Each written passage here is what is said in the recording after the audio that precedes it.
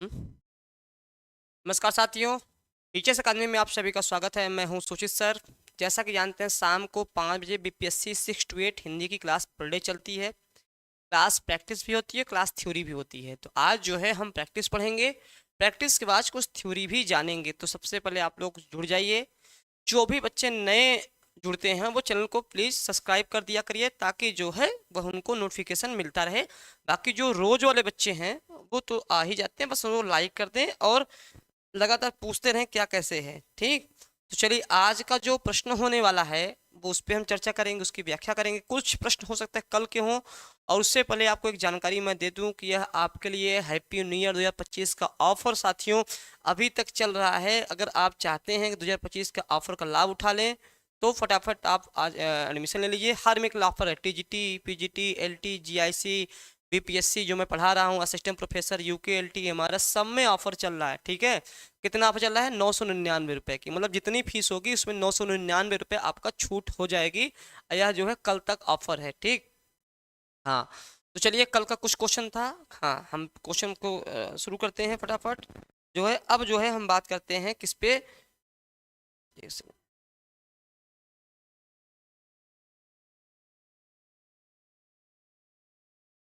चलिए, सभी का स्वागत है। यहाँ पर जो है आचार्य भरत मुनि ने पहला प्रश्न देखेंगे। आचार्य भरत मुनि ने रसों की संख्या कुल कितनी मानी है? ठीक, कितनी मानी है? तो रसों की संख्या 9, 7, 4 और 8, ये आपके विकल्प हैं। इनमें से आपको बताना है कि कुल कितना माना गया है। तो सीधी सी बात है कि आपको पता है। पहले हम समझते हैं रस के बारे में थोड़ा सा। रस की जो है, रस की संख्या, टोटल रस की संख्या अगर पूछेगा, रस की संख्या कुल जो है इस समय 11 है। ठीक है, लेकिन यहाँ पे भरतमुनि के अनुसार पूछा है तो आपका 8 हो जाएगा। कितने हो जाएंगे? 8 हो जाएंगे। इसके अलावा जो है 8 के अलावा एक चीज और ध्यान देना है कि अलंकार इन्होंने 4 माने हैं। अलंकार जो है 4 माने हैं, 4 माने हैं। और नाट्य शास्त्र की कृति है, नाट्य शास्त्र जो है, नाट्य शास्त्र कृति है, नाट्य शास्त्र की कृति है। ठीक है, और इन्होंने रस की संख्या, मतलब इन्होंने इनके अनुसार पूछा, भरत मुनि के अनुसार पूछा ना, ध्यान रखिएगा। भरत मुनि के अनुसार 8 हैं और अलंकार 4 हैं। नाट्य शास्त्र इनका एक रचना है। ठीक है, इसमें वर्णन किया गया है। ठीक, और रस के अंग 4 होते हैं। रस के अंग जो होते हैं, रस के अंग जब पूछेगा, अंग या अवयव, रस के अंग या अवयव जब पूछेगा, अवयव, तब यह आपके क्या होते हैं? ये 4 होते हैं। कौन कौन से? आपको सबको पता है कि विभाव, अनुभाव, संचारी भाव और अस्थाई भाव, ये 4 होते हैं। ठीक, इस चीज का विशेष ध्यान रखिएगा। जब भी अंग पूछे, अवयव पूछे, आपको क्या लगाना है? आपको लगाना है 4। जब रस की संख्या टोटल पूछे, पहले रस की संख्या 9 थी। बहुत टीचर जो है 9 पढ़ा देते हैं, 9 नहीं होगा। 9 बहुत दिन तक था। पहले 8 हुआ, फिर 9वां रस क्या आया? शांत रस आया, शांत रस आया। ठीक, फिर 10वां रस जो है, 10वां रस आया, शांत रस हो गया। फिर हो गया आपका भक्ति, ग्राम वात्सल्य रस हो गया। ग्राम क्या हो गया? वात्सल्य रस हो गया। वात्सल्य रस आपका हो गया। तो कुल मिला के आपके टोटल इतने रस हो गए। तो सबका स्वागत है। खुशबू, आपका स्वागत है। सभी लोग चैनल को लाइक कर दें एक बार। ठीक, तो चलिए अब हम बात करते हैं। शांत रस हो गया, मतलब 8 रस थे, फिर 9वां क्या आया? शांत रस आया। ठीक, यहाँ पे कौन किसको लाया है थोड़ा सा मैं बता दूं। ठीक, यहाँ मैं बता दूं आपको कौन कौन कौन सा रस लाया। शांत रस जो है, शांत रस। ठीक, हाँ, भक्त, चलो अभी मैं इस पे चर्चा करूंगा और नहीं, बहुत लंबा हो जाएगा। ठीक, भक्ति रस के, हाँ, भक्ति रस के प्रतिपादक प्रतिष्ठापक आचार्य में से कौन है? मतलब भक्ति रस को कौन लाया है? ठीक, रूप गोस्वामी, आचार्य भरत और मम्मट और विश्वनाथ। भक्ति रस को कौन लाया है? ना, भक्ति रस जो था आपका, उस रस को कौन लाया है? ठीक, तो यहाँ पर ये भक्ति रस को कौन लाया? रूप गोस्वामी लाए हैं। कौन लाया है? रूप गोस्वामी लाए हैं। और आपको ये चीजें मतलब नाम से ही भक्ति लग रहा है तो आप इसको कर लीजिएगा। तो गुड इवनिंग। हाँ, आप लोग उत्तर भी देते रहिए साथियों। उत्तर देंगे तभी मजा आएगा ना, ऐसे मैं पढ़ाऊंगा आप पढ़ेंगे केवल तो मजा नहीं आएगा। ठीक, हाँ, शी नहीं होगा, विश्वनाथ नहीं।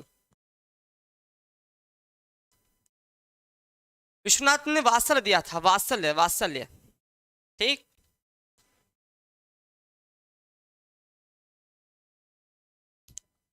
करुण रस के देवता कौन है? कल मैंने इस पे पूरा डिटेल बताया था। कल मैंने टोटल लिखाया था कौन किस किसका देवता है, कल मैंने लिखाया था। महेंद्र है, यम है, कामदेव है और गंधर्व है। कल मैंने इस पे पूरा डिटेल बताया था, अगर आपको याद होगा। कल ये प्रश्न दोबारा आया था, चूंकि कल मैटर टाइप नहीं हुआ था, मैंने बताया था आज मैटर टाइप है। तो काम यम, यम मतलब यमराज, यम मतलब यमराज। करूँ देखो, हर एक रस के, आपके हर एक रस के जो हैं वो देवता होते हैं। करुण रस के देवता जो देखा जाए तो वह आपके यमराज हैं। ठीक है, चलिए इस प्रश्न को आगे बढ़ाते हैं, कल मैंने चर्चा किया था इस पे पूरा। ठीक, अगला प्रश्न है गण कितने होते हैं। गण आपके ये भी कल प्रश्न आया था, गण जो होते हैं वह 3 होते हैं। ठीक है, गण की संख्या वैसे या 8 होना चाहिए ना, गण मतलब जगण, तो जगण, तो ऐसे करके 1 2 3, ठीक, आंसर 3 हो जाएगा। क्लियर है, बहुत सिंपल सा प्रश्न है। हाँ, छंद शास्त्र में गति का अर्थ क्या है। छंद शास्त्र में गति का अर्थ क्या है। तो छंद शास्त्र के जो प्रणेता है, छंद छंद शास्त्र के प्रणेता, छंद शास्त्र के प्रणेता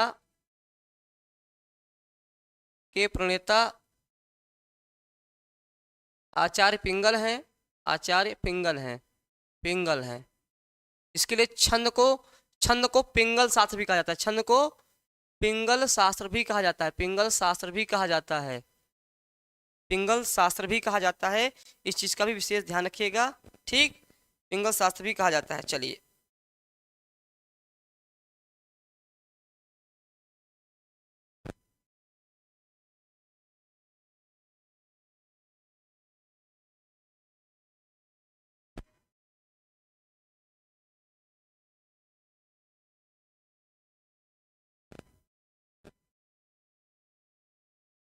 चलिए आंसर आपका आ गया। हाँ, अब छंद शास्त्र का गति देखो, चरण विराम गति, गति मतलब कहता है लय या प्रवाह। ये छंद के पूरे लगभग कई सारे चरण होते हैं। चरण होते हैं, छंद में क्या होता है, छंद में 4 चरण होते हैं। ठीक है, विराम या ठहराव मतलब जब पढ़ते हैं तो रुकते हैं ना, उसको विराम ठहराव बोलते हैं। अंत्यवर्णों की आवृत्ति मतलब जो लास्ट में तुक गिरता है, जैसे राम नाम के लूट है, लूट सको तो लूट, अंतकाल पछताएगा जब प्राण जाएंगे छूट, लूट छूट, ये अंत्य वाले। लेकिन छंद में गति का जो काम करते हैं लय या प्रवाह, जिसके आधार पे आपका राग बैठता है। ठीक, समझ में आ गया। और छंद जो है आपके वार्णिक छंद, मात्रिक छंद, और बाद में मुक्तक छंद आ गया। बाद में मुक्तक छंद भी प्रयोग होने लगा आपके द्विवेदी युग के बाद से। ठीक, तो वार्णिक में वर्णों की मात्रा गिनी जाती है, मात्रिक में मात्राओं की गिनी जाती है। जब आपको मैं पढ़ाऊंगा तब वहां आपको मैं समझा दूंगा। ठीक, हाँ, पीपर पात सरिस मन डोला, कल भी यह प्रश्न आया था, तो फिर से मैं दोहरा दे रहा हूँ। अगर कल का याद होगा आपको तो आपको ये आ जाएगा कि सर ने क्या बताया था, कि जहां पर उपमेय उपमान साधारण धर्म और वाचक शब्द हो, अर्थात उपमेय की तुलना उपमान से की जाती हो, वहां पे क्या होता है, उपमा अलंकार होता है। क्या होता है, उपमा अलंकार होता है। अब देखिए यहाँ पे क्या क्या है। यहाँ पे ये देखिए, मन क्या है, देखिए मन, पीपर का पत्ता, डोला, सरिस। अब देखिए सरिस क्या है, सरिस आपका वाचक शब्द है। सरिस क्या है, सरिस क्या है, वाचक शब्द है। सरिस में वाचक शब्द है। डोला क्या हो गया, साधारण धर्म हो गया। डोला क्या हो जाएगा, साधारण धर्म हो जाएगा डोला। ठीक, फिर उपमेय क्या हो जाएगा, मन हो जाएगा। उपमेय क्या हो जाएगा, मन हो जाएगा। उपमान क्या हो जाएगा, उपमान क्या हो जाएगा आपका पीपर पात, पीपर का पत्ता, पीपर का पत्ता। ठीक है, पीपर का पत्ता। क्लियर हो गया। तो यहाँ पर समझने वाली बात क्या है, कि यहाँ पे कौन सा है, पूर्णोपमा है। क्या सा है, पूर्णोपमा। पूर्णोपमा उपमा है, पूर्णोपमा। पूर्णोपमा का मतलब क्या होता है, जहां पर सारी चीजें समान रहे, मतलब चारों चीजें पाई जाएं, जिसमें आपका उपमेय भी हो, उपमान भी हो, साधारण धर्म भी हो, और वाचक शब्द भी हो। ये चारों चीजें जहां पाई जाती हैं उसको हम पूर्णोपमा बोलते हैं। लुप्तोपमा, पूर्णोपमा। जब आपको हम अलंकार पढ़ाएंगे तो वहां तो सारी चीजें आपको हम बताएंगे। ठीक है, इनमें से कौन सा कथन सही है, कथन सही पूछा है, इनमें से कौन सा कथन सही है। कारण के अभाव में कार्य की उत्पत्ति का वर्णन विभावना अलंकार कहलाती है। प्रस्तुत और अप्रस्तुत दोनों का एक धर्म से संबंधन दीपक अलंकार कहलाता है। उपमेय में उपमान की संभावना उत्प्रेक्षा अलंकार कहती है। कि चारों विकल्प सही हैं, ये इनमें से कौन सा सही है ये बताना है।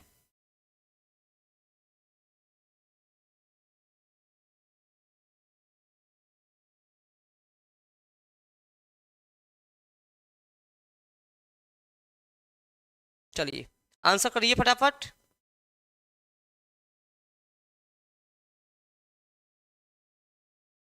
तो देखिए अगर पढ़ेंगे तो कारण के अभाव में कार्य की उत्पत्ति का होना बिल्कुल सत्य बात है, ये होता है। यहाँ पर कारण हो के अभाव में कार्य की उत्पत्ति का वर्णन हो, मतलब जहाँ पर कारण हो मतलब कारण न हो, कारण के अभाव में कारण ना हो लेकिन कार्य हो रहा हो, ठीक है, वहां पे क्या होते हैं, विभावना अलंकार होता है। जैसे मैंने एक बताया ना कि आनंद रहित सकल रस भोगी, ठीक, आनंद मतलब मुख नहीं है लेकिन सारी चीजें खा रहे हैं, ठीक। फिर दूसरा का पढ़ेंगे, प्रस्तुत और अप्रस्तुत दोनों का एक धर्म से संबंधक दीपक अलंकार कहलाता है, बिल्कुल सत्य बात है, दीपक का, ठीक है।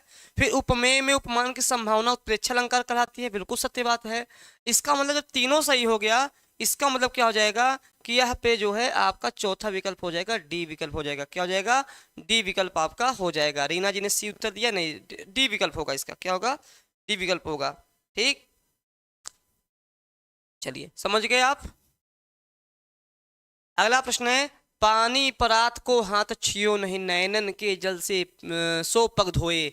यह किस्सा कहाँ का है, यह किस्सा है जब आपके सुदामा जी कृष्ण के महल में जाते हैं, तो वो मित्रता का एक परिभाषा दी गई है कि एकदम द्रवित हो जाते हैं, तो परात उनका पैर धुलने के लिए बुलाया गया था, लेकिन वो अपने आंसू से ही पूरा पैर धुल दिए। तो इसमें अलंकार कौन सा है ये पूछ रहा है, अलंकार। अलंकार देखिए, अलंकार देखिए, पानी परात को हाथ छियो नहीं, मतलब जो पानी वाला परात था उसको हाथ नहीं छुआ, ठीक। नैनन, नैनन मतलब आंख के जल से, मतलब आंसू से ही पैर धो दिए, ठीक। अब आप ही बताइए कि इतना तो ये केवल पढ़ने में अच्छा लगता है, लेकिन तार्किक रूप से जुड़ेंगे तो लगेगा बहुत बढ़ा चढ़ा के वर्णन किया जा रहा है। भाई कभी ऐसा होता है कि आपके इतने सारे आंसू बह जाएं, आपके पूरा पैर धुल जाए, ठीक है, बाल खोल के मत चला करो, सूरज अपना रास्ता भूल जाएगा। ये क्या संभव है कि अपना बाल खोल देंगे तो सूरज रास्ता भूल जाएगा, कदापि नहीं। यह क्या होगा, अतिशय प्लस उक्ति, अतिशय प्लस उक्ति, अतिशय प्लस उक्ति। अतिशय मतलब होता है कथन, बढ़ा चढ़ाकर, बढ़ा चढ़ाकर, उक्ति मतलब कथन, मतलब किसी चीज को इतना बढ़ा चढ़ा कहा जाए कि झूठ लगने लगे, तो मतलब क्या हो जाएगा, अतिशयोक्ति अलंकार हो जाएगा। क्या हो जाएगा, अतिशयोक्ति अलंकार हो जाएगा। क्लियर हो गया, सब समझ गए, कोई दिक्कत।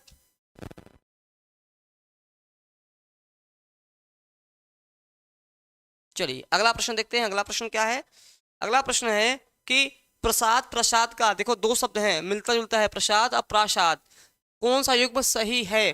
कृपा पूजा की सामग्री, फल कृपा, कृपा महल, महल महानता। चार विकल्प हैं, आपको बताना है।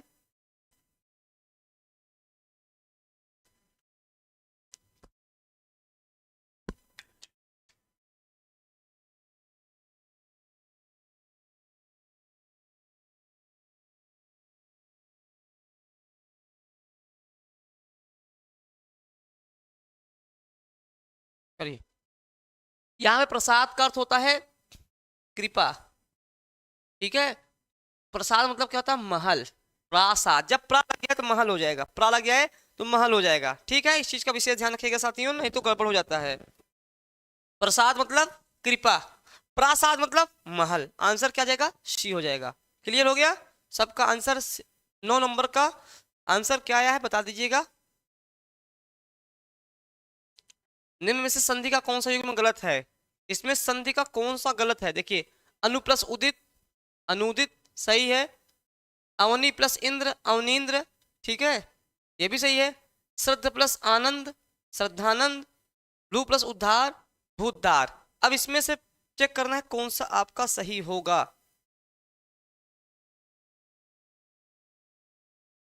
तो यहाँ पर देखिए ये बिल्कुल सत्य है, ये भी सत्य है। ये यहाँ पे क्या हो चाहिए, श्रद्धा होना चाहिए, श्रद्धा नहीं श्रद्धा, श्रद्धा प्लस आनंद। देखो श्रद्धा का कोई अर्थ नहीं होता है, श्रद्धा का कोई अर्थ नहीं होता है, श्रद्धा का कोई अर्थ नहीं होता है, इसलिए क्या हो जाएगा, श्रद्धानंद ना, तो गड़बड़ हो जाएगा।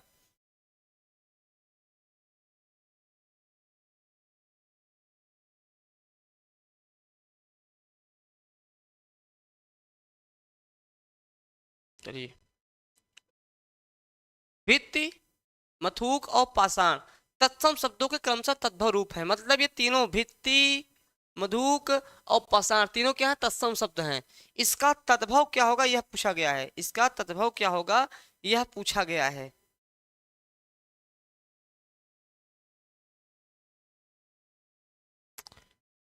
11 नंबर देखेंगे, इसका तद्भव क्या होगा?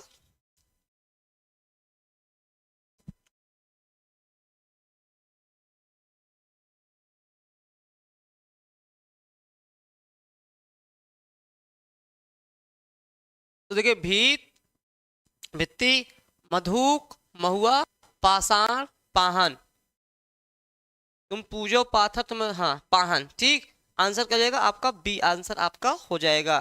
तो बी आंसर सबका आ गया, बहुत अच्छा। जिनका आया बहुत अच्छा। किस समूह के सभी शब्द सूर्य के पर्यायवाची हैं? सूर्य के सभी पर्यायवाची पूछा है, सूर्य के।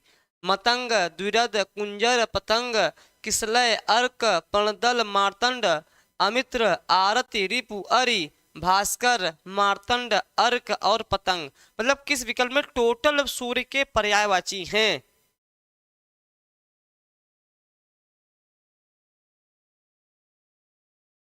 प्रश्न नंबर जो है 12।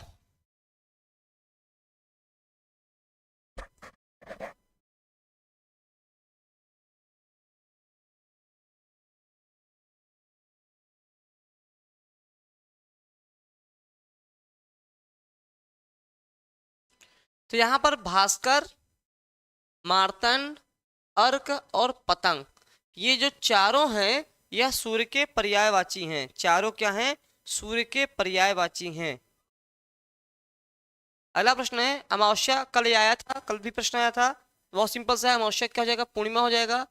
कृष्ण पक्ष का शुक्ल पक्ष हो जाएगा।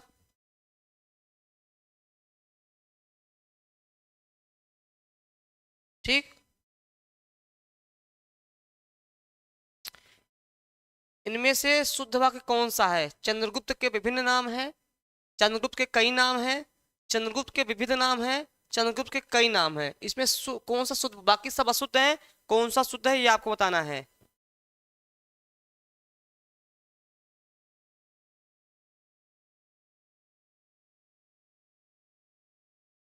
यहाँ पे शुद्ध क्या है ये बताना है।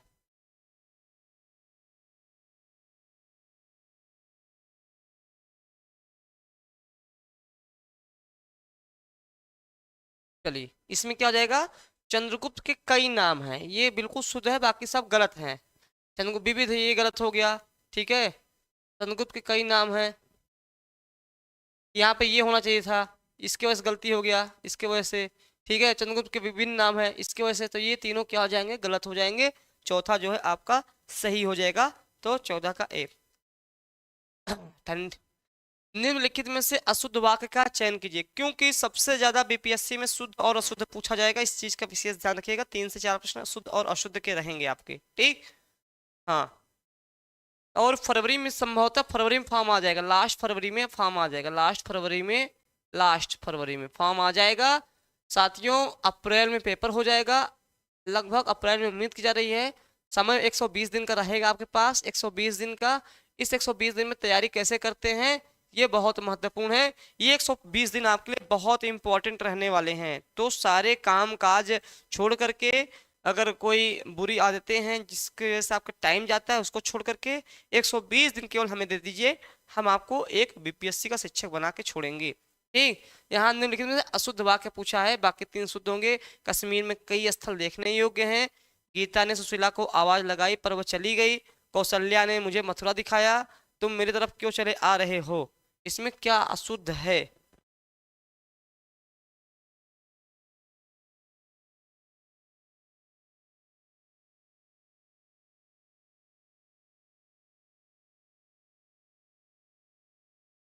यहाँ पर देखिए, ये बिल्कुल सत्य बात है। ठीक है, कश्मीर में कई स्थल देखने योग्य हैं। गीता ने सुशीला को आवाज लगाई, ये भी सही है। ठीक है, ये भी सही है। यहाँ पे जो चौथा विकल्प गड़बड़ है, ये क्यों गड़बड़ है? यहाँ पर तुम मेरे तरफ नहीं, मेरी तरफ, मेरी तरफ क्यों चले आ रहे हो, ये होना चाहिए था, मेरे तरफ हो गया है। ठीक, बेसिक गलती है। देखो 15 का ए लगा दिए ना, गलत हो गया ना, ये बहुत गलत हो जाता है। तुम मेरे तरफ नहीं, मेरी तरफ क्यों चले आ रहे हो?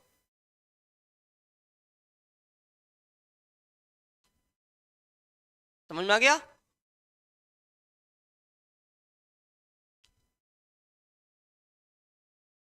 निम्नलिखित में से किस विकल्प में शुद्ध वाक्य है? अब इसमें 3 अशुद्ध है, एक शुद्ध बताना है। वह ऑफिस में बैठा मेरी प्रतीक्षा कर रहा है। दीन दुर्बलों को प्यार करना मनौता है। लड़के अध्यापक को प्रश्न पूछते हैं। 10 बजने को 15 मिनट हैं। ठीक है, शुद्ध वाक्य पहचानना है।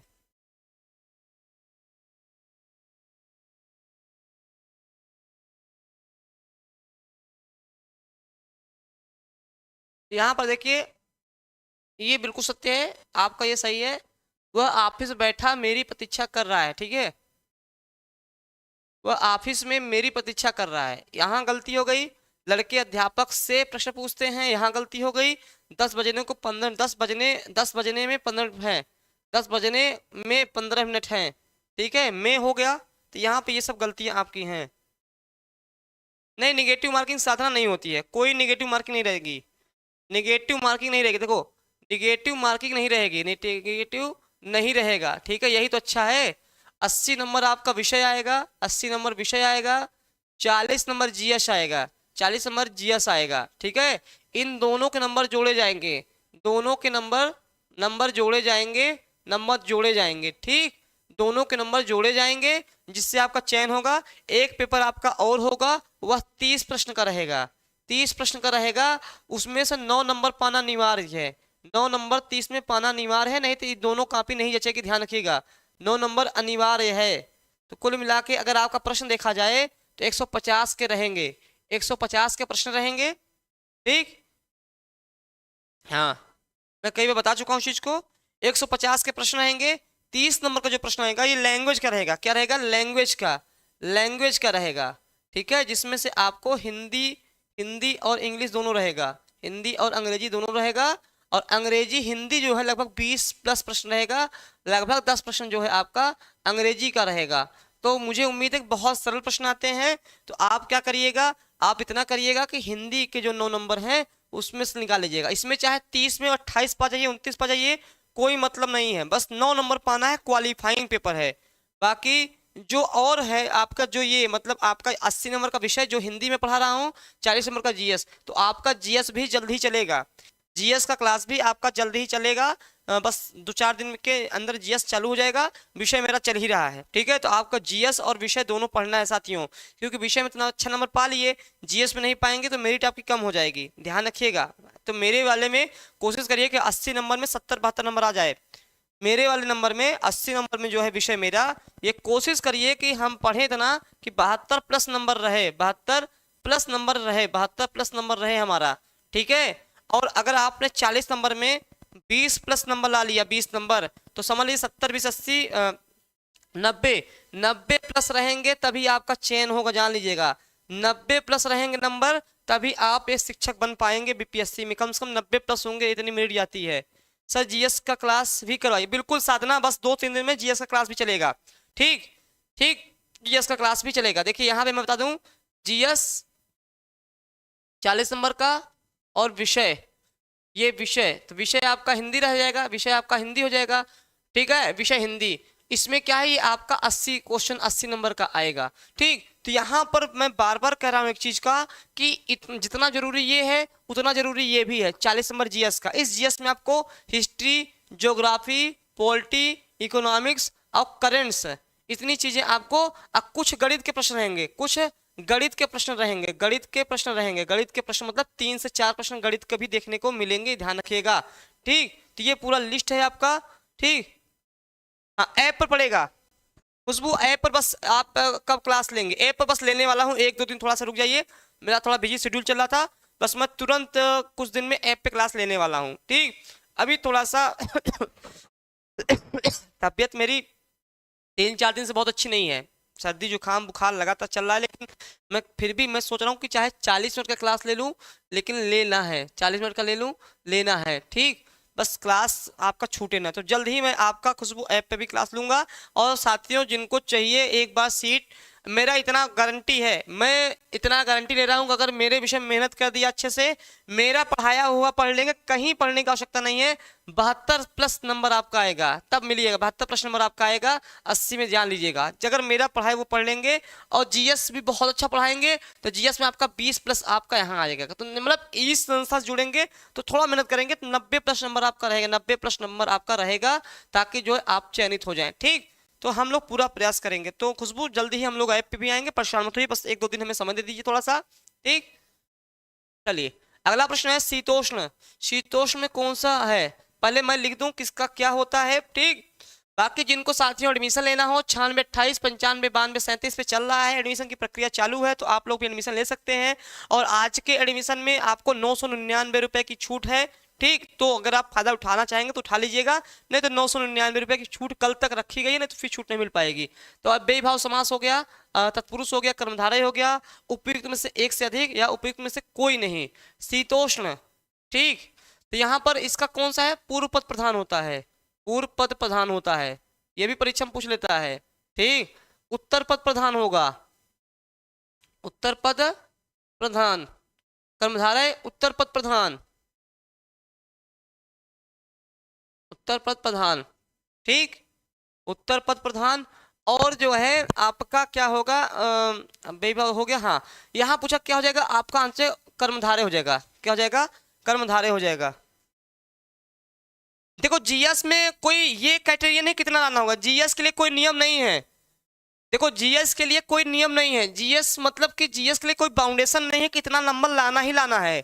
आप 3 नंबर भी पाएंगे, 4 भी नंबर पाएंगे तो भी दिक्कत नहीं है, लेकिन सिलेक्शन नहीं होगा ना, दिक्कत इस बात की है। तो कम से कम जीएस में 20+ रहिए भाई, जीएस इतना मतलब लंबा विस्तृत है कि बहुत बच्चा जो है ला ही नहीं पाता है। तो कोशिश करिए कि विषय में आपका बहुत अच्छा हो, कोशिश ये करिए कि जो हमारा विषय है 80 नंबर का, इसमें हम 72+ रहें, 70 प्रश्न 72 प्रश्न हैं, तब जाके इधर हम कवर कर पाएंगे। अगर आप इसमें साथियों कम हो गए, इस हिंदी मेरे अपने विषय में कम हो जाएंगे, तो आपके लिए समस्या खड़ी हो जाएगी, ठीक। तो इफ बट ना रहे आपके सिलेक्शन में कि हमारा 2 नंबर और हो तुम्हारा सिलेक्शन हो जाता ही, 3 नंबर हमारा घट गया, ये सब नौबत ना रहे भैया। अरे तो ऐसा में पढ़ जा कि जोन बा एक बार में क्वालिफाई तो कर ले जा, नहीं तो फिर एमए कम नंबर आई तो हार, एमए ज्यादा रही तब गड़बड़ बा, एमए कम रही तो फिर एमए तो वैसे कम रही, ठीक। हाँ सर नंबर नहीं लग रहा है, नंबर नंबर कैसे नहीं लग रहा है, देखो नंबर लिख दे रहा हूँ अभी मैं, हाँ बच्चा अभी फोन कर लेना, मैं हूँ 96 28 95 92 37, यही नंबर है। अभी आप लगा लीजिएगा, क्लास के बाद तुरंत नंबर लग जाएगा। आज 999 रुपये की छूट है साथियों, नहीं तो आपसे मिस हो जाएगा, 999 की छूट है आज, ठीक है। आप 999 रुपये की छूट है, जो भी फीस होगा उस फीस में 999 की छूट है, आप साथियों ले सकते हैं। फिलहाल थोड़ा सा प्रचार मैंने कर दिया था, इतना प्रचार मुझे नहीं करना चाहिए था। चलिए अब आते हैं क्वेश्चन पे, यहाँ पे कर्मधारय हो जाएगा, क्या हो जाएगा, कर्मधारय हो जाएगा। हाँ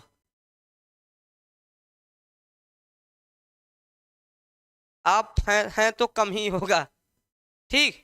हाँ चलिए कोई जानकारी होगी, क्योंकि मेरा इन्फॉर्मेशन देने का भी वीडियो रहता है ना, मैं हमेशा इन्फॉर्मेशन भी देता हूँ। देखो शीतोष्ण, भैया उष्ण कैसा है, शीत है, उष्ण कैसा है, शीत है। जहां पर विशेषण और विशेष हो जाए उसे क्या कहते हैं, हम कर्मधारय कहते हैं, क्या कहते हैं, कर्मधारय। जहां विशेषण और विशेष की चर्चा की जाए, ठीक है। शीत प्लस उष्ण, शीत प्लस उष्ण, ठीक है। उष्ण कैसा है, शीत है, इसकी विशेषता बतला रहा है, इसलिए यहाँ पे कर्मधारय समास आपका हो गया। अगला प्रश्न देखेंगे, मातृहंता। मातृहंता मतलब माता की हत्या करने वाला, माता की हत्या, हत्या मतलब माँ को मारने वाला, माँ को मारने वाला है, माँ की मारने वाला, ठीक है। तो यहाँ पर क्या हो जाएगा, क्या हो जाएगा आपका तत्पुरुष हो जाएगा, क्या हो जाएगा, तत्पुरुष हो जाएगा, ठीक, तत्पुरुष हो जाएगा, कोई दिक्कत।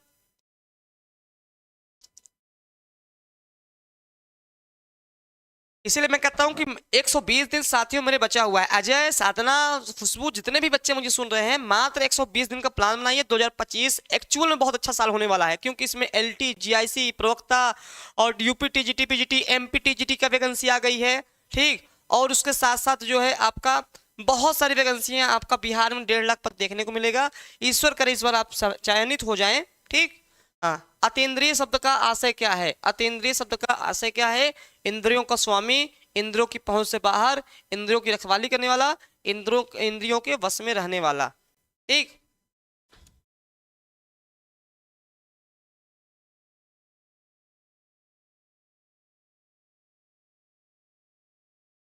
अतीन्द्रिय मतलब क्या होता है, क्या होता है कि जहां पर इंद्रियां पहुंच ना सकें, अर्थात इंद्रियों के पहुंच से बाहर, तो इंद्रियों के पहुंच से बाहर, ठीक। आपका आ जाएगा बी नंबर, ठीक। 19 का बी आ जाएगा।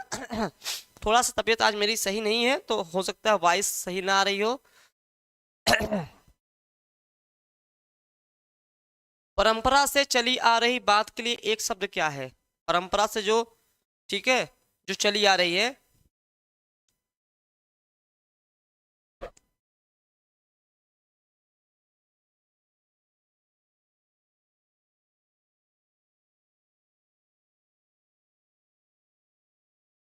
चलिए, तो परंपरा से जो चली आ रही बात है उसके लिए एक शब्द क्या है साथियों? अनुश्री है। अनुश्री है, क्या है? अनुश्रुति। अनुश्रुति है, क्या है? अनुश्रुति है, मतलब परंपरा से जो चली आ रही बात के लिए एक शब्द है अनुश्रुति। व्याज स्तुति एक अलंकार भी होता है साथियों। व्याज स्तुति मतलब क्या होता है? अनुलोम, मतलब जो आपके आपके अनुसार हो अनुलोम हो जाएगा। आपका ब्याज स्तुति मतलब क्या होता है? जहां पर लगे कि आपकी तारीफ हो रही है लेकिन आपकी निंदा हो रही है, ये अलंकार आता है बच्चा लोग। एक अलंकार है ब्याज स्तुति, ब्याज स्तुति अलंकार। कभी आपने पढ़ा है? किसने पढ़ा है ब्याज स्तुति ब्याज निंदा अलंकार? किसने पढ़ा है? बहुत कम, मजेदार है, बहुत इंपॉर्टेंट है अलंकार।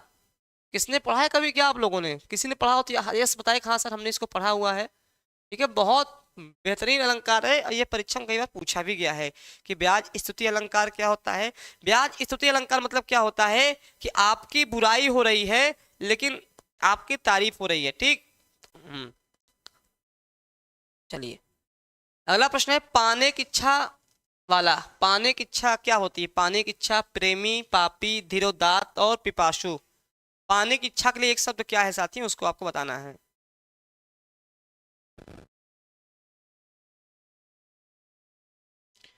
पाने की इच्छा के लिए एक शब्द क्या है? फटाफट बता दीजिए। हाँ, पहली बार सुना ना, मैं अलंकार पढ़ाऊंगा तो सब बताऊंगा। जब मैं अलंकार पढ़ाऊंगा ना तो आप लगभग 10 से 15 अलंकार जानते नहीं होंगे, 10 से 15 अलंकार आपने सुना भी नहीं होगा। ठीक है, जैसे ब्याज स्तुति, ब्याज निंदा हो गया, अनन्वय हो गया, बहुत सारे ऐसे अलंकार है जिसको आपने सुना नहीं होगा। मैं, मेरा मतलब पढ़ाना पूरा डिटेल में रहेगा, ये मत सोचिएगा 6 to 8 के लिए। वो ऐसी क्लास रहेगी, आप टीजीटी पीजीटी भी देने जाएंगे तो भी वो उसके लिए आप बिल्कुल तैयार रहेंगे। पिपासु, पिपासु मतलब पाने की इच्छा। ठीक, 21 का डी। इनमें से किस वाक्य में उचित विराम चिन्ह का प्रयोग हुआ है? तो विराम चिन्ह की संख्या 20 होती है। विराम चिन्ह कितने होते हैं? 20 होते हैं। क्या होते हैं? 20 होते हैं। कामता प्रसाद गुरु के अनुसार, कामता प्रसाद गुरु के अनुसार अगर पूछेगा, कामता प्रसाद गुरु के अनुसार तो भी 20 होते हैं। ठीक है, हाँ, ऐसे पूछ लिया कामता प्रसाद गुरु के अनुसार विराम चिन्हों की संख्या कुल कितनी होती है? तो 20। ठीक। जब कोई उपाधि का प्रयोग, उपाधि को लिखने के लिए, उपाधि के लिए, उपाधि लिखने के लिए किस विराम चिन्ह का प्रयोग होता है? उपाधि लिखने के लिए एक से अधिक जो उपाधि है, एक से अधिक जो उपाधि होती है उसमें किस विराम चिन्ह का प्रयोग होता है ये बताइएगा। हाँ, उचित विराम चिन्ह, उसमें बोलते हैं उप विराम। नहीं, उप विराम नहीं होता है, अर्ध विराम होता है, अर्ध विराम। ठीक। हाँ, जहां पर एक से अधिक डिग्रियां लिखी जाएं।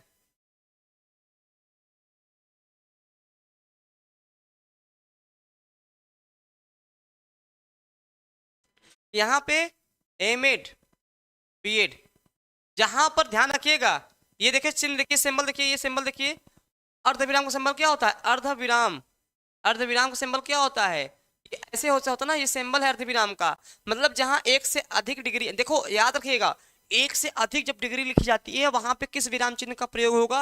अगर ऐसे भी पूछ लेगा तो ये साथियों भूलना मत, क्या होगा कि सुचित सर ने बताया था वहां पर अर्धविराम चिन्ह का प्रयोग होगा। ठीक है, हाँ। दो स्वतंत्र उपवाक्य आ जाए, उनमें क्या होता है? उनमें भी अर्धविराम होता है। अरे मैं इतना समझा दूंगा ना कि आपका कहीं से प्रश्न गलत नहीं होगा। ठीक, क्लियर हो गया? सबको समझ में आ गया?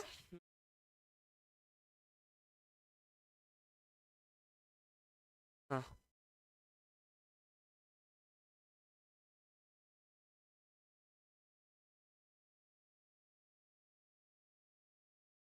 अगला प्रश्न है कि इनमें से आकार बहुला, आकार बहुला बताना है आपको, आकार बहुला बताना है।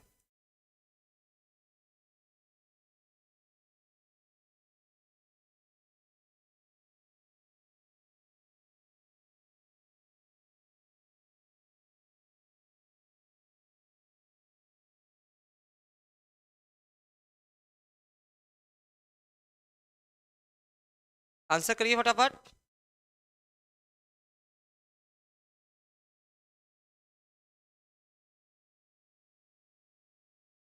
चलिए, कौरवी हो गया। कौरवी को खड़ी बोली बोलते हैं, खड़ी बोली कहते हैं। आकार बोलो, खड़ी बोली बोलते हैं। ठीक है, किसने नाम दिया? राहुल साकृत्यायन ने। राहुल साकृत्यायन ने, साकृत्यायन ने। हिंदी खड़ी बोली के प्रथम कवि कौन है? खड़ी बोली के प्रथम कवि कौन है? बोली के प्रथम कवि कौन है? प्रथम कवि बताइए फटाफट। अमीर खुसरो हैं। कौन है? अमीर खुसरो हैं। खड़ी बोली के प्रथम कवि कौन है? अमीर खुसरो हैं। और पहली खड़ी बोली, हाँ, खड़ी बोली के प्रथम महाकाव्य क्या है? खड़ी बोली का प्रथम महाकाव्य, प्रथम महाकाव्य क्या है? प्रिय प्रवास, प्रिय प्रवास है। हरियोध, मैं 60 का लिख दे रहा हूं। हरियोध, अयोध्या सिंह उपाध्याय हरियोध, याद रखिएगा, मैं 60 का लिख दे रहा हूं। अयोध्या सिंह उपाध्याय हरियोध, प्रिय प्रवास। तो यहाँ पर 2-3 चीज हम लोगों ने जान लिया। अमीर खुसरो बहुत अच्छा।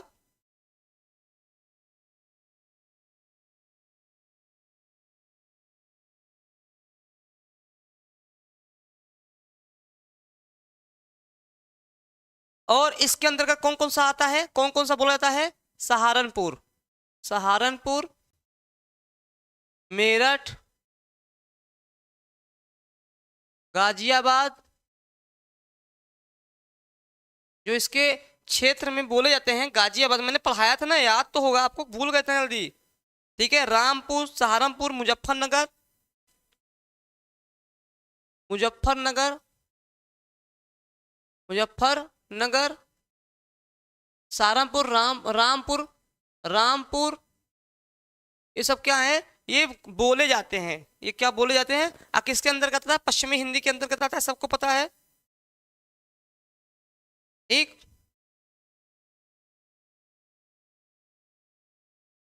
चलिए, बहुत चीज इसमें हम लोग जान लिए। रामचरितमानस, रामचरितमानस के ज्ञान दीपक प्रसंग की ज्ञान दीपक प्रसंग किस कांड में वर्णित है?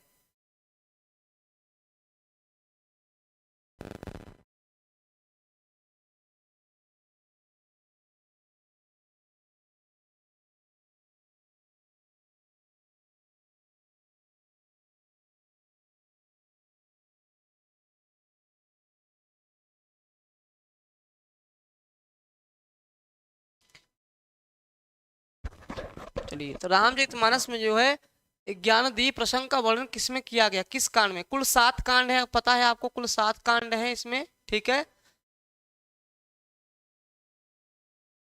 चलिए, तो हो जाएगा उत्तरकांड, हो जाएगा उत्तरकांड, हो जाएगा उत्तरकांड, हो जाएगा उत्तरकांड, अयोध्या कांड। ठीक है, इसको हृदय कांड भी कहा जाता है, अयोध्या कांड को।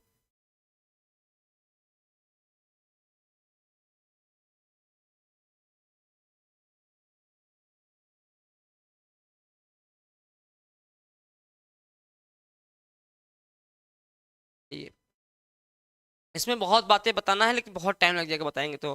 भाषा पर कबीर का जबरदस्त अधिकार था, वे वाणी के डिक्टेटर थे, इस कथन को किस आलोचक ने कहा है? ठीक,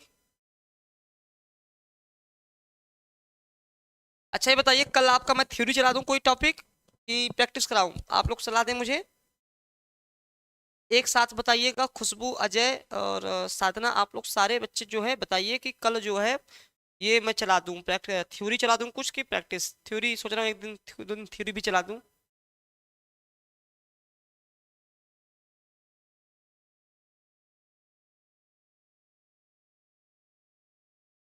अजय जी ने बहुत अच्छा आंसर दिया कि हजारी प्रसाद द्विवेदी ने कहा है। इनकी भाषा को क्या कहा है? वाणी के डिटेक्टर कहा है, डिक्टेटर कहा है, डिटेक्टर, डिक्टेटर।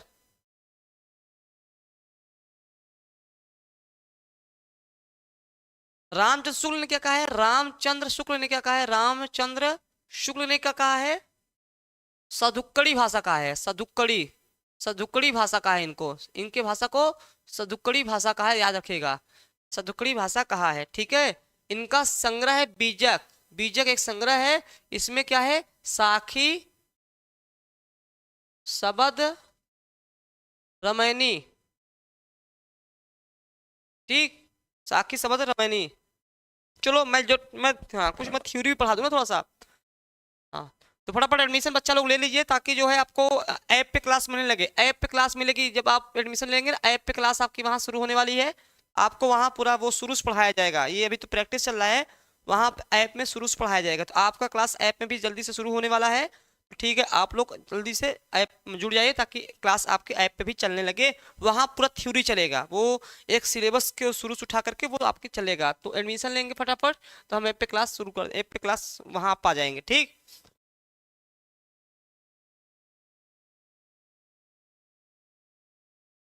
चलिए। तो यहाँ पे साखी, शबद, रामायणी।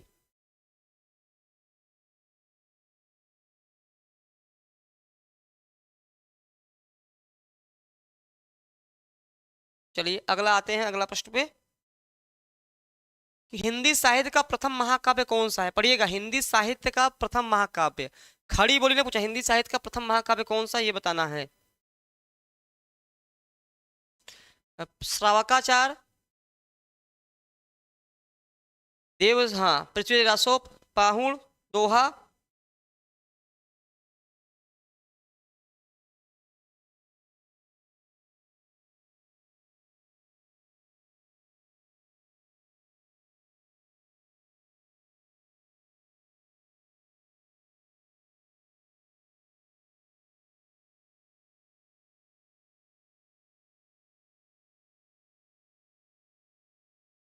चलिए आंसर फटाफट करिए।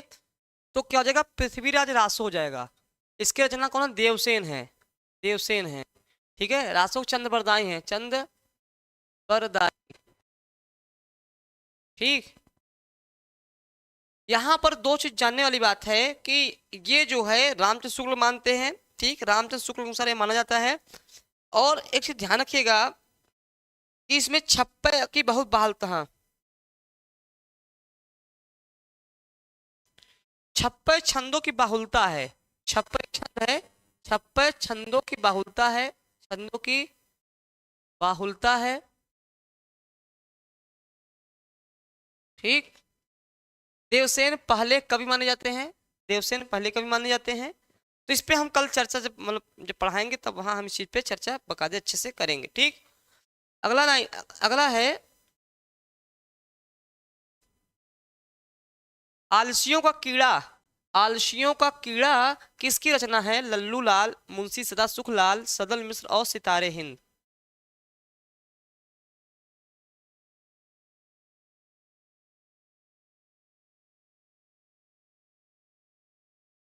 इनका नाम क्या है, शिव प्रसाद, शिव प्रसाद सितारे हिंद, शिव प्रसाद सितारे हिंद इनका नाम है, शिव प्रसाद सितारे हिंद इनका नाम है। ठीक, इस चीज को याद रखिएगा।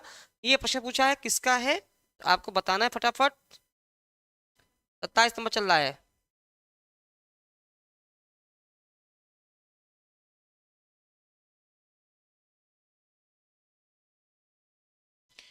इनकी कुछ है, राजा भोज का सपना, राजा भोज का सपना, राजा भोज का सपना। गुटका बहुत प्रसिद्ध है, गुटका, याद करिए, गुट कई बार परीक्षा में पूछा गया, खाने और नहीं, रासरी, पान मसाला, ये सब नहीं, गुटका इनकी रचना का नाम है। ठीक है, वामा मनोरंजन, वामा मनोरंजन, वामा मनोरंजन, मानव धर्मसार, मानव धर्मसार।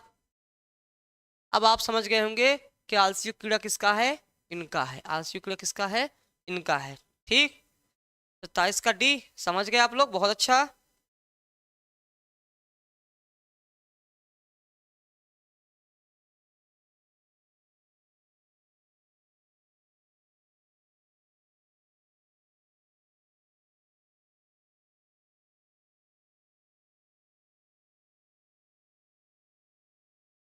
इनका क्या, इनका भी लिख लीजिए, सुख सागर, सुख सागर, ठीक है, सुख सागर इनकी रचना हो गई, जानते हैं आप लोग, बताने की आवश्यकता नहीं है।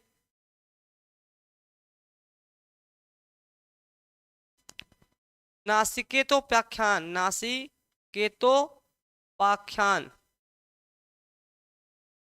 नासिकेतोपाख्यान इनकी रचना है। इसके साथ साथ एक रचना इनकी, इसी के नाम को क्या कहा जाता है, चंद्रावली। कई बार चंद्रावली, देखिए ध्यान रखिएगा, कई बार ना आपको ना चंद्रावली दे देगा, नासिको व्याख्यान, नासिकेतोपाख्यान न दे करके कभी कभी आपको चंद्रावली दे देगा, तो फंसिएगा मत, आप कर लीजिएगा, ठीक है। हाँ, खड़ी के चार बोली के नायक थे, लल्लू लाल, सदा सुखलाल, सदल मिश्र, और एक मुस्लिम थे ना,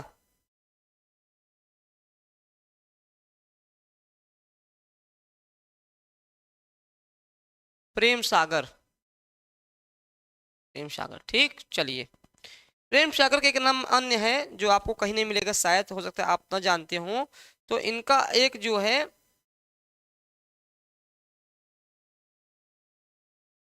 चलिए, नागरी दशम आएगा, नागरी दशम,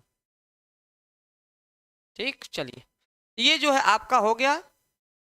अगला प्रश्न है सचेतन कहानी, बहुत इंपॉर्टेंट प्रश्न है, सचेतन कहानी का प्रवर्तन में से कौन है, सचेतन कहानी का बताना है आपको, सचेतन कहानी का कौन है, फटाफट बताइए, आज इसको लिख लीजिएगा।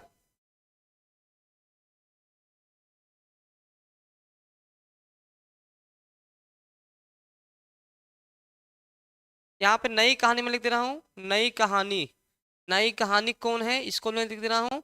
नई कहानी में एक एक चीज लिख दे रहा हूँ, राजेंद्र यादव, मोहन राकेश, कमलेश्वर, राजेंद्र यादव, मोहन राकेश और कमलेश्वर, कमलेश्वर, नई कहानी के, ठीक है, हर कहानी इसको बताइएगा। हाँ, इंशाल्लाह खां ना, उदय भान चरित आ गया उनका ना, याद आ गया। अ कहानी, अ कहानी, गंगा प्रसाद विमल, गंगा प्रसाद विमल, गंगा प्रसाद, इसको जरूर नोट कर लीजिएगा, बहुत इंपॉर्टेंट है। अजय, साधना, खुशबू, इसको जरूर इंपॉर्टेंट कर लीजिएगा। सहज कहानी अमृत राय, सहज कहानी, सहज कहानी अमृत राय, सहज कहानी अमृत राय, और समानांतर कहानी पूछा है, समानांतर कहानी नहीं पूछा है, समानांतर कहानी नहीं पूछा है ना, हाँ, समानांतर कहानी, क्योंकि ये पूछता बहुत ज्यादा है, आपको आना चाहिए, ठीक है। हाँ, कमलेश्वर हो गए, कमलेश्वर, कमलेश्वर वहां भी थे, कमलेश्वर यहाँ भी हैं, कमलेश्वर हो गए, ठीक, इसको नोट जरूर करिएगा क्योंकि आने वाले परीक्षा के लिए बहुत इंपॉर्टेंट है। सक्रिय कहानी राकेश वत्स हो गए, सक्रिय कहानी राकेश वत्स हो गए, ये नोट कर लीजिए, इंपॉर्टेंट है, ठीक। आंसर क्या होगा, आपका आंसर होगा महीप सिंह, आंसर क्या हो जाएगा, महीप सिंह हो जाएगा, इसका जो आंसर हो जाएगा महीप सिंह हो जाएगा, ठीक, नोट कर लिया। नई कहानी के जो हैं प्रवर्तक राजेंद्र कुमार हो गए, राजेंद्र, आपका हाँ, राजेंद्र यादव हो गए, मोहन राकेश हो गए, कमलेश्वर हो गए। कहानी के हैं गंगा प्रसाद विमल हो गए, सहज कहानी के अमृत राय हो गए, समानांतर कहानी के कमलेश्वर हो गए, सक्रिय कहानी के राकेश वत्स हो गए, और सचेतन कहानी के महीप सिंह हो गए। समझ में आ गया सबको, आगे बढ़ रहे हैं, ठीक। हम्म, हाँ, भूतनाथ, भूतनाथ उपन्यास किसका है, भूतनाथ पिक्चर देखा होगा, लेकिन भूतनाथ उपन्यास बताना है किसका है।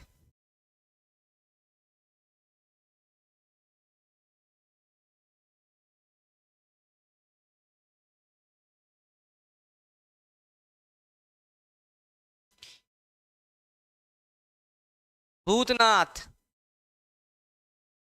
चंद्रकांता, आप लोगों ने टीवी में बहुत देखा होगा, चंद्रकांता, चंद्रकांता संतप्ति, संतप्ति। चंद्रकांता आप लोगों ने बहुत देखा होगा। एक मैं आपको ताजुब वाले किस्से बताता हूँ कि चंद्रकांता को सीख मतलब चंद्रकांता जब आया था उपन्यास जो सीरियल बना था, जब ये उपन्यास आया, चूंकि ये हिंदी उपन्यास आया था, हिंदी में लोग इस उपन्यास के कारण बहुत लोगों ने हिंदी सीख ली। इसका इतना ज्यादा प्रभाव था, एक दौड़, जैसे आज पुष्पा 2 देख रहे मतलब सिनेमा को चीर फाड़ दी है, वैसे ही चंद्रकांता जो उपन्यास लिखा गया, इसको पढ़ने के लिए पता नहीं कितने लैंग्वेज के जो अलग अलग लोग थे, बांग्ला वाले थे, असमी वाले थे, और लैंग्वेज थे, उन्होंने हिंदी सीखी केवल इसको पढ़ने के लिए। ये उसका महत्व था अपने समय का चंद्रकांता। ठीक,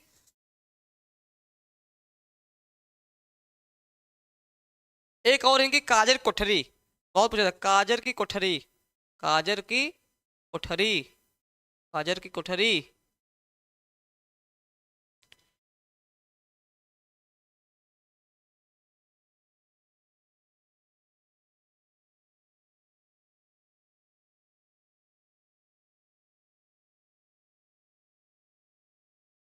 ठीक, चंद्रकांता।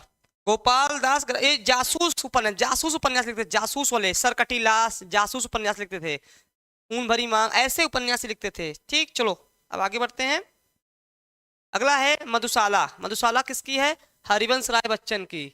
हरिवंश राय बच्चन, अमिताभ बच्चन के पिताजी हालावाद के प्रवर्तक थे, हालावाद के प्रवर्तक थे। ठीक है, तो इनकी मधुशाला, मधुबाला, मधुकलश 3 आई थी। हाँ, 1935 में इसका आंसर क्या होगा? 1935। लास्ट प्रश्न है, इसके बाद हम लोग समाप्त करेंगे। तो मधुशाला कब आई थी? 1935 में आई थी। मधुशाला बहुत प्रसिद्ध थी, मधुशाला। कोई किसी को एक आध लाइन याद है? 1936 में मधुबाला आई थी, 1936 में मधुबाला। 1937 में मधुकलश आया था, 1937 में मधुकलश आया था, मधुकलश।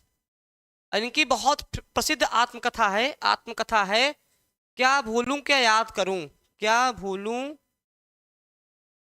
क्या याद करूं, क्या याद करूं, बहुत प्रसिद्ध आत्मकथा है, 400 पानों में रखी गई है, 400 पानों में। ठीक, तो साथियों आज का यह क्लास था। कल जो है यह क्लास पुनः 5 बजे चलेगी। कल अगर मूड बनेगा तो थ्योरी पढ़ाएंगे, कल मैं थ्योरी पढ़ाने के मूड में हूँ। कल मैं पूरा थ्योरी पढ़ाऊंगा, प्रश्न नहीं पढ़ाऊंगा, कल मैं आपको थ्योरी पढ़ाऊंगा। ठीक है। ऐप पे भी खुशबू क्लास चलने लगेगी, एक दिन बस थोड़ा रुक जाइए, थोड़ा सा मैं व्यवस्थित चीज़ें कर ले रहा हूँ, फिर ऐप पे भी आपकी क्लास चलने लगेगी। साथियों जो नए जो स्टूडेंट हैं, जिन्होंने अभी एडमिशन लेने के इच्छुक हैं, जो चाहते हैं कि हम एक 6 to 8 के शिक्षक बन जाएं, क्योंकि सबसे ज़्यादा कंपटीशन अगर है तो 6 to 8 में है। इसका मैं रीजन बता दे रहा हूँ 6 to 8 में कंपटीशन क्यों है। देखिए 6 to 8 क्या होता है, देखिए 6 to 8 में क्या है, आपका ग्रेजुएशन है, ग्रेजुएशन है, बीएड है या डीएलएड है, ठीक है, जिसके पास सीटेट है, सीटेट है, तो सीधे आपका यह फॉर्म भर पाएगा। इसमें कोई परीक्षा और देनी नहीं पड़ती है, इसलिए इसमें क्या होता है, फॉर्म की संख्या बहुत ज्यादा होती है। हाँ हाँ, कुछ थ्योरी, हाँ थ्योरी भी चलेगी आपकी, कल से थ्योरी चलेगी। ठीक है, कल मैं 2-3 क्लास थ्योरी लूंगा। ठीक, हाँ ग्रेजुएशन प्लस बीएड आपका। हाँ, तो सीटेट मांगेगा, तो सीटेट बहुत बच्चे पास होते हैं, एक ही परीक्षा से आपका चयन होना होता है भाई, फॉर्म आएगा, परीक्षा दीजिए, चयन हो जाएगा। ठीक, इसलिए भीड़ सबसे ज्यादा आपका 6 to 8 में होती है। सबसे ज्यादा भीड़ किस में होती है? 6 to 8 में होती है साथियों, 6 to 8 में सबसे ज्यादा भीड़ होती है। ठीक, इसलिए जो है, हाँ हाँ, अरे आप लोग का भी बहुत धन्यवाद जो आप लोग पढ़ रहे हैं इस ठंडी में। तो नया साल है और अप्रैल में इसका पेपर होना है साथियों, तो मैं आपसे बार बार कह रहा हूँ कि लगातार जो है, हाँ हाँ जल्दी समझ में आएगा, बिल्कुल बिल्कुल। कल मैं जो है, हाँ वो अभी नहीं समझ में आएगा, वो साहित्य वाले ना, चूंकि अभी देखो, इसलिए तो मैं कहता हूँ ना भाई, देखिए अब हम प्रैक्टिस करा रहे हैं, ठीक है, अब आपको संडे के दिन मैं पूरा प्रयास है, संडे के दिन क्या प्लान है मेरा, संडे पूरा प्लान तो है, प्लान में कोई गड़बड़ी ना हो, होता तो प्लान करता हूँ, आप ही लिख लिए। जितना 6 to 8 का, 6 to 8 का आपका जो है, पुराने जो पेपर हुए हैं, पुराने पेपर जो है, जैसे टीआरई 1, टीआरई 1, 2 और 3 का सॉल्व पेपर कराया जाएगा। और इसके बाद जो बीपीएससी का एक बार जूनियर का पहली बार यूपी में हुआ था 6 to 8 का, उसका पेपर हम करा देंगे।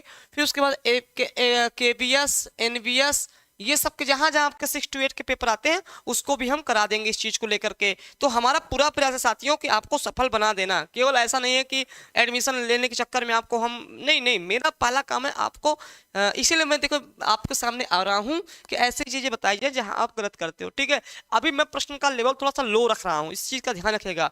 प्रश्न का लेवल मैं थोड़ा सा लो रख रहा हूँ ताकि आप लोग उसमें फिट बैठ जाएं। जब आप लोग रेगुलर पढ़ने लगेंगे फिर प्रश्न का लेवल भी मैं बढ़ाऊंगा। समझ में आ गया? हाँ, तो जिनको भी चाहिए तो ये हमारा आज छूट है, आप देख सकते हैं। बीपीएससी कोई भी कोर्स करने के लिए अगर 9-10 चाहते हैं, ठीक है, ये जो है आपका ये हमारा है। ठीक, ये हमारा देखिए इसमें जो है प्रैक्टिस चल रहा है, ये प्रैक्टिस चल रहा है। और 9628 95 92 37 ये हमारा नंबर है। तो आप कॉल कर लीजिएगा। आज जो है 24 घंटे के अंदर छूट है, 24 घंटे के लिए छूट है। क्या है? छूट है। ठीक है, नहीं 999 रुपए की छूट है। कितने? 999 रुपए की। यहाँ पे आप देख सकते हैं 999 रुपए की सभी विषयों पे छूट है। कोई भी विषय आप चाहेंगे आजकल तक ये छूट है, नहीं तो फिर छूट खत्म हो जाएगा। फिलहाल चलिए अब आपसे हम विदा लेते हैं। कल पुनः 5 बजे जो है हम आएंगे बढ़िया। हाँ हाँ बिल्कुल साधना, मैं आपकी बात से सहमत हूँ। और अनिल, अजय जो है आपकी बात को मैं धन्यवाद देता हूँ कि आपको समझ में आई। ठीक, फिर थ्योरी भी तो क्लास करेंगे, उसके बाद हम प्रैक्टिस करते रहेंगे। थ्योरी, प्रैक्टिस, व्याकरण सब ऐसे चलता रहेगा। सबसे जरूरी जो आपके लिए है टेक्स्ट बुक। देखो साथियों, यहाँ सबसे जरूरी है आपका टेक्स्ट बुक है जो बिहार में चलता है। टेक्स्ट बुक है जो किसलय नाम से चलता है। किसलय, किसलय भाग 1, भाग 2, भाग 3। यहाँ से लगभग आपको लगभग 65 पाठ्यक्रम है, 65 पाठ्यक्रम रखे गए हैं। ये यहाँ से आपको 15 से 20 प्रश्न मिलेंगे। ये आपके लिए बहुत कठिन है क्योंकि इसको हम पढ़ाएंगे तभी आप पढ़ पाएंगे, अन्यथा मुश्किल हो जाता है ढूंढना, वहाँ किताबों को लाना। ठीक है, जो आपका मैंने एक दिन मेरा एक वीडियो देखे होंगे आप, मैंने बताया था कि क्या क्या सिलेबस है आपका। तो मेन टेक्स्ट बुक वाला है ना, बाकी तो साहित्य और व्याकरण तो कहीं से भी पढ़ लोगे। टेक्स्ट बुक कहाँ से पढ़ोगे जो 15 से 20 क्वेश्चन आपका आएगा। किसलय भाग 1, किसलय भाग 2, किसलय भाग 3 के नाम से वहाँ बुक चलती है। एनसीईआरटी और एससीईआरटी का ये मेन मैटर है, तो आपको यहीं मिलेगी। फिलहाल चलिए अब आपसे हम विदा लेते हैं। कल पुनः 5 बजे आपके सामने उपस्थित होंगे। स्वस्थ रहिए, मस्त रहिए और पढ़ाई करते रहिए। धन्यवाद।